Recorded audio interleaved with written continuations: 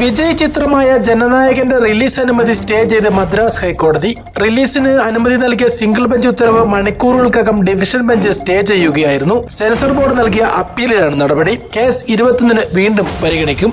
തൃണമൂൽ കോൺഗ്രസിന്റെ തെരഞ്ഞെടുപ്പ് പ്രചാരണത്തിന് നേതൃത്വം നൽകുന്ന ഏജൻസിയായ ഇന്ത്യൻ പൊളിറ്റിക്കൽ ആക്ഷൻ കമ്മിറ്റിയുടെ ഓഫീസിലും സ്ഥാപകനായ പ്രതീക് ജെയിന്റെ വസതിയിലും ഇഡി നടത്തിയ റെയ്ഡിനെതിരെ പ്രതിഷേധം ശക്തം. ഇഡി റെയ്ഡിനെതിരെ മമതാ ബാനർജിയുടെ നേതൃത്വത്തിൽ കൊൽക്കത്തയിൽ പടുകൂറ്റൻ റാലി നടത്തി. വിഷയവുമായി ബന്ധപ്പെട്ട ഹർജികൾ പരിഗണിക്കേണ്ട കൽക്കട്ട ഹൈക്കോടതി ജഡ്ജി ജസ്റ്റിസ് സുബ്രഘോഷ് ഇതോടെ കോടതിയിൽ നിന്ന് ഇറങ്ങിപ്പോയി.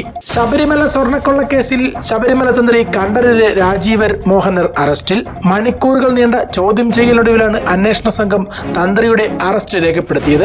പോറ്റി സ്വർണ്ണ തട്ടിപ്പ് നടത്തിയ വിവരം തന്ത്രിക്ക് അറിയാമായിരുന്നു എന്നുള്ള വിവരങ്ങളും അന്വേഷണ സംഘത്തിന് ലഭിച്ചിട്ടുണ്ട്. പാലക്കാട് മലമ്പുഴയിൽ UP സ്കൂൾ വിദ്യാർത്ഥിയെ മദ്യം നൽകി പീഡിപ്പിച്ചതിന് അറസ്റ്റിലായ സംസ്കൃത അധ്യാപകൻ അനിലിന്റെ മൊബൈൽ ഫോണിൽ നിരവധി കുട്ടികളുടെ അശ്ലീല വീഡിയോകൾ കണ്ടെത്തി. അന്വേഷണ സംഘം നടത്തിയ പരിശോധനയിലാണ് ഇവ കണ്ടെടുത്തത്.